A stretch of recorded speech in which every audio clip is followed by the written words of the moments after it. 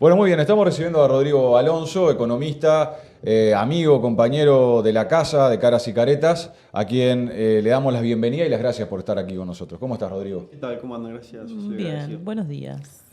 Excelente. Bienvenido, mira que te estábamos esperando hace días porque tenemos algunas dudas con respecto a todo lo que está pasando en el plano económico a nivel global y decíamos, alguien que sepa de verdad tiene que venir a contestarnos todo. Somos Así que momentos. los amigos que están en sintonía, que están conectados, pueden escribirnos también sus dudas, sus preocupaciones a través del chat de YouTube. Muy Y bien. hablamos un poco A ver, más. decí Twitch.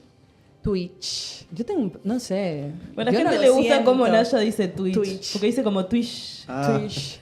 Cubanita. Me gusta el fondo ese de girasol sobre el que estamos flotando. Ah, Sí, me encanta, a mí también se me pone, hace- se pone interesante. Me hace fantasear que estoy en otra parte. Bueno, Rodrigo, ¿cómo estás analizando, cómo estás viendo todo este panorama internacional de aranceles, de respuestas arancelarias? Hay gente que ya está hablando de una guerra comercial y una posible escalada que podría tener un sinfín de consecuencias. ¿Cómo estás analizando todo esto? ¿Ustedes se acuerdan lo que sucede en 1978? Claro que no, contame. Hay un episodio, si no estoy A mal, ver. mal referenciado con la fecha concreta, ¿no? 1978. La recesión en Estados Unidos. No, es un episodio relevante del cual se desprende una frase que es: no me importa de qué color sea el gato, lo importante es que case el ratón. Esa fue la frase que utilizó Deng Xiaoping, líder de la Revolución China en ese momento, para habilitar la recepción de la llegada de inversión extranjera directa estadounidense a China. O sea, ahí empieza el proceso de migración de capitales estadounidenses y europeos y occidentales a China. La apertura china es ese punto de inflexión, 1978. Antes de eso, tenemos una revolución tecnológica en Estados Unidos y en el capitalismo occidental, Europa, Estados Unidos, Japón, de automatización de la maquinaria, robotización de la cadena de montaje, que produce que ahora se necesita para el proceso de producción de mercancías capitalistas un obrero más simplificado, más barato, para un trabajo más simple de ensamblaje, el típico obrero de la maquiladora. Ese era un obrero que no estaba disponible, digamos, como sujeto social en el capitalismo occidental de la Edad de Oro, años, década del 60, década del 70, ¿no? El mundo de la posguerra. Ni estaba en Europa ni estaba en Estados Unidos. Donde había una masa social pasible de ser transformada en esa masa obrera proletaria explotable para ese tipo de producción que el capitalismo mundial estaba empezando a precisar en el sudeste asiático. De ahí empiezan a emerger los famosos tigres asiáticos, y en la década del 80 aproximadamente.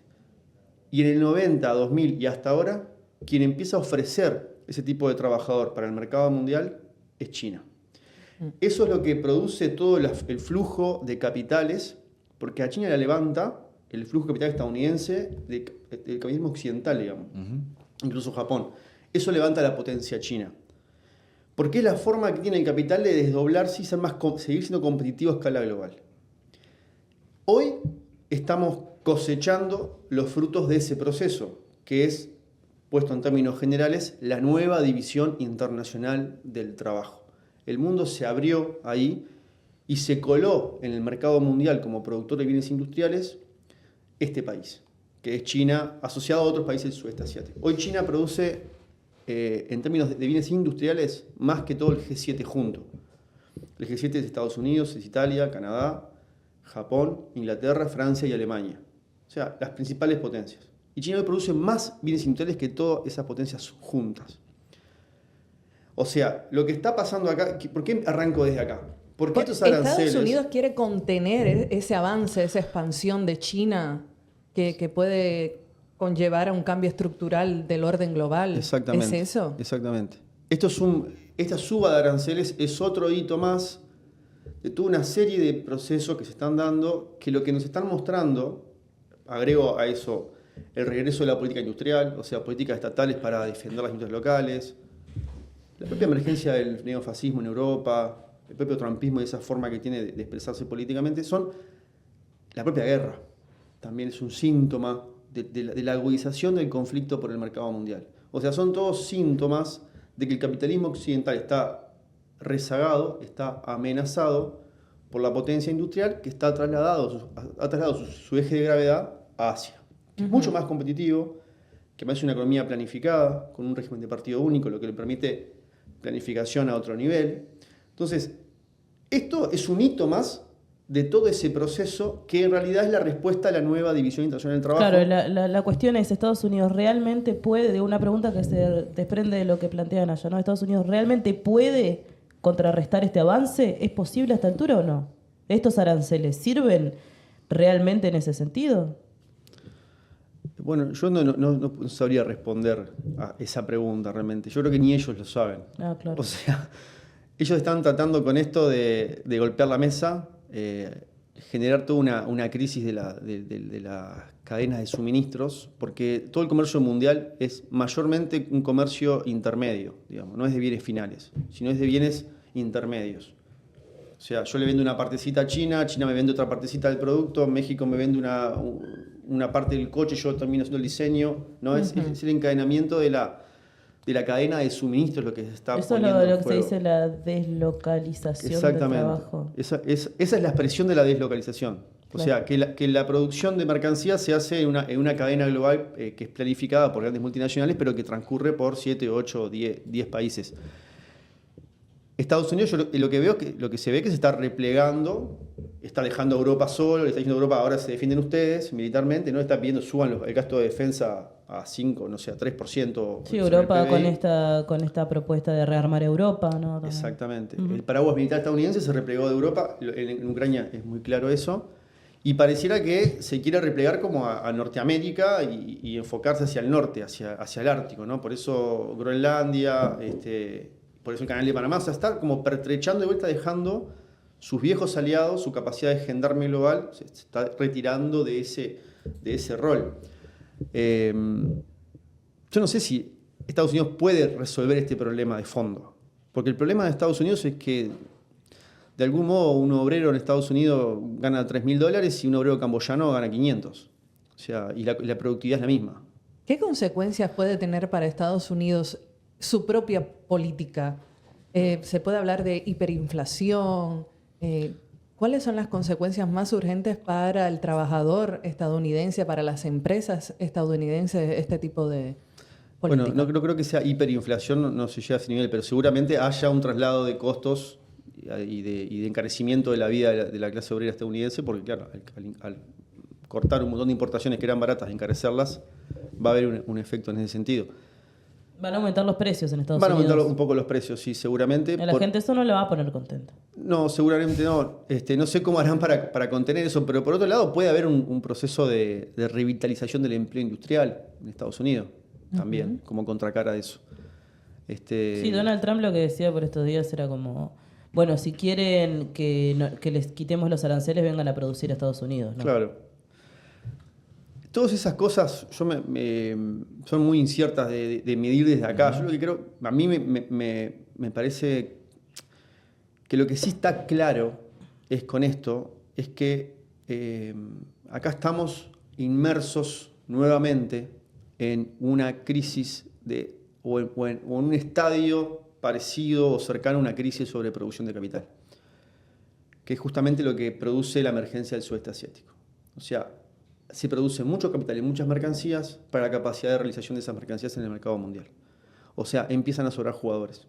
Claro, ¿y esto ya ha sucedido en otros momentos de la historia? Claro. ¿Cómo sí. cuáles? ¿Hay algún antecedente Bueno, que se pueda para pensar las exactamente. consecuencias? Bueno, mirá qué interesante tu pregunta, porque el otro día unos compañeros intercambiaban en un grupo WhatsApp una serie histórica de los niveles de los aranceles promedios de los principales países. ¿Y en qué periodo los aranceles subieron de forma considerable, parecido a lo que están subiendo acá, entre 1920 y 1940? ¿Qué momento? Y bueno, y ahí se produjo la crisis. Exactamente. La Gran Depresión, la crisis ¿no? del 29 y la Segunda Guerra Mundial. Y la Segunda Guerra Mundial, o sea, no fue un momento fácil para la humanidad. Y no. ¿Y qué más pasa ahí? ¿Qué pasa hoy? La emergencia de los fascismos. Sí, sí, sí. El fascismo no es un rayo que cae del cielo a la cabeza de la gente inducida por libros. Es una respuesta que a veces tiene contenido de la propia clase obrera, de reafirmación de su espacio nacional, de la defensa de su trabajo en un espacio nacional recortado, que el inmigrante no entre porque compite con mi trabajo, que el otro es un otro amenazante y tengo que poder destruirlo eventualmente mediante incluso una forma de guerra. O sea, el fascismo es la respuesta a un problema también de sobreproducción. Claro, y es la proliferación de discursos donde la culpa de la pobreza, de la carencia en estos países capitalistas la tienen los pobres. La tienen los O el inmigrantes, negro, sí. el negro, las comunidades más discriminadas y vulneradas a lo largo de la historia. No los capitalistas, no los grandes empresarios, no los que han dejado en ruina al país, no los que siguen dañando el medio ambiente. Es como trasladan el discurso al pobre, y lo estamos viendo en Argentina. El inmigrante, el pobre, es el que ha provocado esta necesidad y esta carencia. Y son lógicas que se siguen diseminando, que se siguen propagando, y es ese discurso fascista que encuentra lugares para colarse y echarle la culpa al socialista, al comunista, a los pobres de la necesidad, la carencia de los pueblos. Rodrigo, vos analizabas recién el impacto que puede llegar a haber en el propio Estados Unidos, ¿no? Por los aranceles, por las devoluciones de reciprocidad, llamémosle de alguna manera, de otros países. El encarecimiento de determinados productos para la importación de Estados Unidos. Pero ¿qué pasa con otros países que también compramos productos, por ejemplo, no sé, a China o a cualquier otro país? Puede ser que haya un efecto colateral en esto de, bueno, compensar la suba que le están poniendo a mis productos para el ingreso a Estados Unidos, compensarlo con un aumento de precios de los productos que están vendiendo a otros países para intentar equilibrar esa ecuación? ¿O crees que el efecto va a estar más focalizado en el vínculo comercial con Estados Unidos?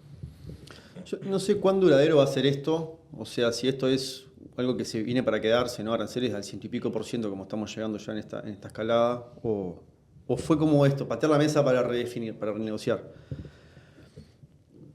Para mí es muy pronto para poder responder esa pregunta concreta. Lo que sí creo es que sobre Uruguay o sobre América del Sur,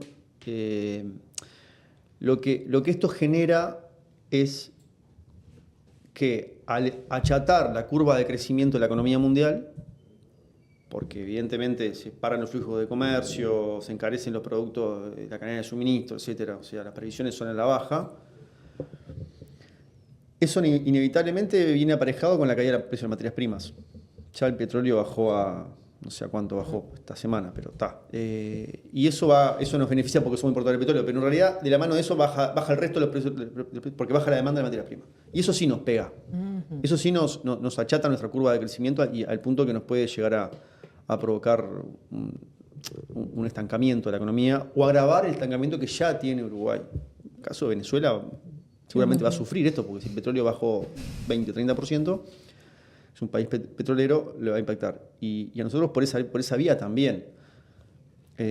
Creo que esa es la principal factor de conexión del problema para nosotros, ¿no? Que estamos fuera de la mesa de los grandes y este problema de sobreproducción, pero estamos encadenados a todo ese proceso. Porque en el último ciclo de crecimiento del Uruguay, 2005-2015, una expansión del 5% al año en términos reales, promedio anual.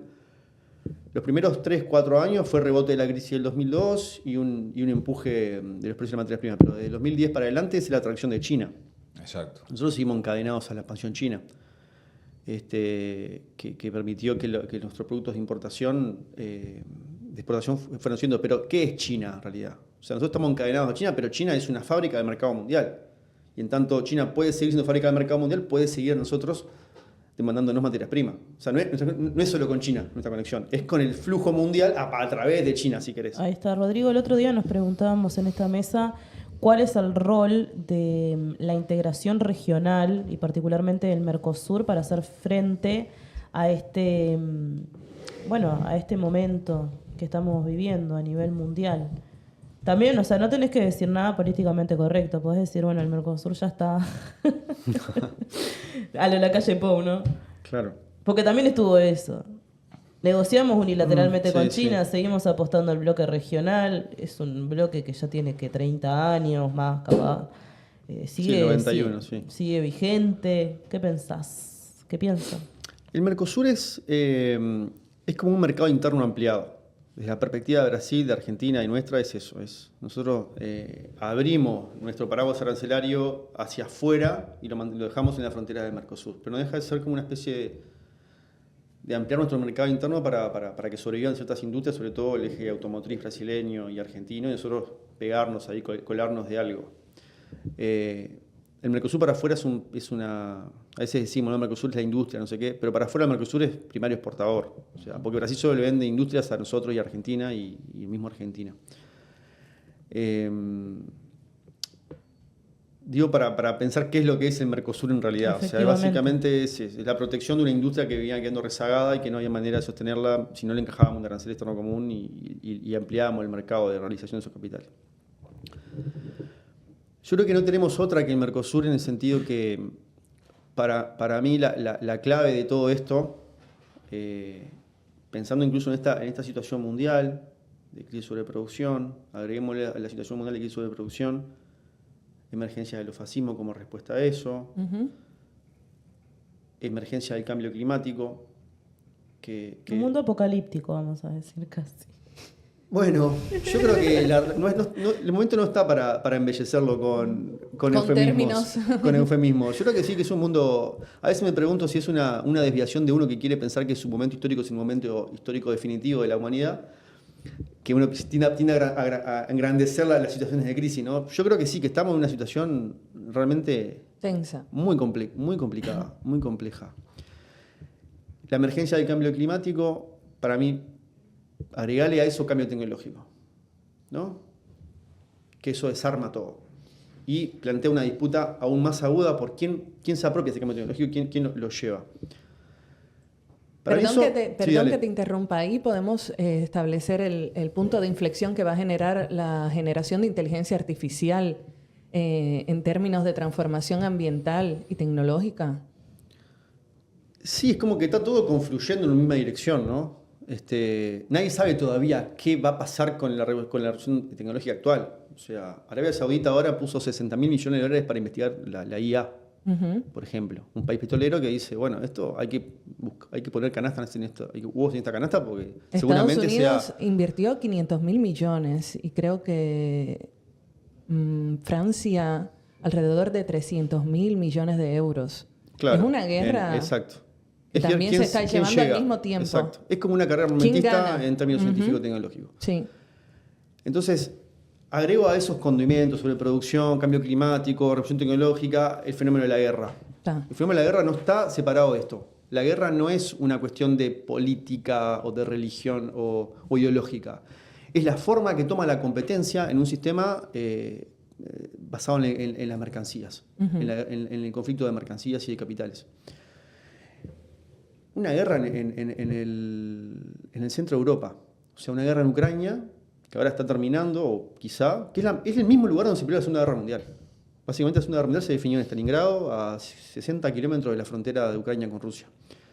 La guerra en Palestina, o sea, el genocidio palestino no está por fuera de esto también. Exacto. Es el genocidio que está desarrollando un capitalismo con un PBI per cápita de $60.000 al año, como de los mayores, como el caso de Israel, con capacidad tecnológica, sobre una población que tiene ahí, que le está ocupando un terreno que que quisieran que fueran para ellos, pero que en realidad no puede integrar como asalariados o como obreros, que son los palestinos, digamos, ¿no? El problema de Israel, si se quiere, es que no tiene las formas posibles de integrar esa masa de población como masa explotable para Israel. Entonces lo que hace es aniquilarla. Es tremendo lo que está pasando en Palestina. Es un genocidio. Es un genocidio, claro, pero no es abstracto. Es la expresión del problema de la población sobrante a escala mundial. Es que hay reservorios de población sobrante que empiezan a chocar o a ser un problema para procesos de realización de otros capitales. Y eso en América Latina también es un problema agudo. Que América Latina en este concierto no está logrando insertarse en el capitalismo mundial de forma virtuosa, y eso se manifiesta también como el crecimiento de las masas de trabajadores sobrantes en América Latina. Por eso ya tiene más de 40 años. Respondo lo del Mercosur. ¿Por qué hago este preámbulo? Porque para mí el problema acá es que lo que te pone por delante la crisis sobre producción del proceso capitalista mundial es la densidad del internacionalismo. Yo sé que está lejos eso, que estamos discutiendo a veces cosas mucho menores, pero el internacionalismo es una necesidad objetiva de este problema que se está planteando a escala global. Porque no se resuelve desde los estados nacionales esto. Entonces, ¿el Mercosur qué rol juega ahí? Para mí el Mercosur es la puerta, es el espacio donde vos podés discutir una división regional del trabajo planificada. Una división racional del trabajo que se complemente, que empiece a organizar un espacio nacional mayor que racionalice a su interior qué vamos a hacer quién. Porque el problema mundial es eso, es qué hace quién. Y el capitalismo resuelve eso por la competencia.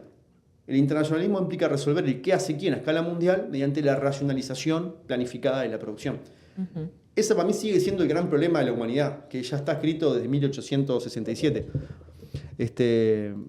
Y creo que hay que discutirlo en esos términos. Rodrigo, y ahí vos decías, esta salida a una problemática global requiere una acción internacional, una acción global. ¿Qué pasa con las instituciones que hoy también están de alguna manera tecleando porque parecen sellos, ¿no? O sea, hacen declaraciones pero que no tienen un efecto con la realidad? Y por otro lado, ¿qué pasa con las emergencias? Por ejemplo, el BRICS. ¿Crees que puede jugar ese rol articulador de despliegue de políticas económicas, sociales, educativas, tecnológicas, para intentar equiparar allí las situaciones que se están viviendo a nivel mundial? Parece que los BRICS, China y India no son aliados estratégicos, ¿no? Y son dos de los principales de los BRICS. O sea, India es un aliado, es como decía creo que Kissinger, es una cuña en Asia, de Occidente, India, ¿no? La visualizan así, una cuña demográfica sobre la proyección del poder chino. Eso es la India para Estados Unidos. Sí, recordemos que los BRICS están integrados por Brasil, Rusia, India, China y Sudáfrica. Y Sudáfrica, claro. Para mí el pivote ahí es China. Seguramente, evidentemente, está construyendo una alianza a partir de los emergentes, pero no veo realmente que eso sea una esperanza de la humanidad. O sea, parece que es un ni grupo, siquiera para la región, no. No, es un grupo que hay que tener en cuenta porque habla del mundo multipolar. Entiendo que lo preguntan por ese lado, por un desarme del mundo, porque si uno mira la progresión del PBI en el mundo, de los BRICS y del G7, claro, los BRICS confluyen y pasan ahora el G7 como en volumen de PBI mundial, ¿no? Y también en población, ni que hablar, lo superan ampliamente. ¿Qué quiere decir la sigla BRICS? Brasil, Son los Rusia, acrónimos de India, los países. Sudáfrica y y Sudáfrica. Ahí va. Serían como economías emergentes, Emergentes, claro. que ya están más que emergentes, están bastante Brasil no consolidadas. es una economía emergente, te diría. Ajá. O sea, en términos mundiales. Brasil está estancado en su participación en las exportaciones mundiales en el 2% hace 40 años. Tuvo una expansión ahora en el ciclo de las commodities en 2005-2014 Brasil, pero Brasil no es un emergente en el sentido de que es una potencia que está penetrando en el mercado mundial como está haciendo China o como está haciendo India. Se estancó Brasil en ese Sí, está sentido. estancado en ese sentido. Toda Sudamérica está estancada. Toda Sudamérica está estancada bueno, eso es algo que hay que discutir también. Bien. Rodrigo, tenemos muchas preguntas interesantísimas acá. Una pausa, que llegó un mensaje y me están preguntando, creo que hablamos hace un poquito del papel que juega China y sobre la deuda pública que tiene de Estados Unidos, China, que si juega un papel en este sentido. Y claro, porque Es decir, la guerra que está desarrollando Estados Unidos en términos de aranceles y tiene que ver con la apropiación de la deuda pública que tiene China del norte. China tiene excedentes con Estados Unidos. O sea, China le exporta más de lo que importa a Estados Unidos. ¿No? China le vende 1.000, Estados Unidos le vende 500 a China. Con esos 500, que es el déficit comercial estadounidense, China no lo impone, no lo mete en su economía interna y lo hace circular internamente, porque eso le sobrevaloraría mucho la moneda. Lo que hace con eso es le compra deuda a Estados Unidos. Y de ese modo financia las propias ventas de China a Estados Unidos. En realidad es como, esto de la deuda de China, de Estados Unidos con China, es como la expresión del matrimonio que existe entre esos dos espacios de producción, digamos. Que es un matrimonio y al mismo tiempo es un conflicto. Es como un nudo que está ahí formado que nadie sabe cómo va a salir. Entonces diría que no necesariamente es una respuesta a eso, concreto, sino que eso es la expresión del déficit que tiene comercial de Estados Unidos con China, y la necesidad de China de que ese déficit se financie de algún modo. ¿Y quién lo financia? El propio chino. Perfecto. ¿Qué les parece si hacemos una pausa para que Muy Rodrigo se hidrate un poco? Porque mira que habló Rodrigo. Para respirar un En poquito. estos Yo no minutos. terminé todavía, me queda un montón. Sí, Tenemos. Vamos a dejarles respirar un Muy bien. poquito. Los amigos también han escrito por el chat. Hay muchísimos mensajes, capaz que ahora los leemos y trasladamos las dudas a Rodrigo y seguimos conversando sobre economía, nos seguimos informando, seguimos aprendiendo, porque yo creo que aprendemos a la par de todos los que nos están mirando. Así que, bueno, nada. Muy bien, vamos a la pausa. Volvemos enseguida aquí con Pasaron Cosas. La amistad tiene la honestidad por virtud y es auténtica, porque prioriza la confianza por sobre todas las cosas. Caras y caretas, una voz amiga. Suscríbete ahora.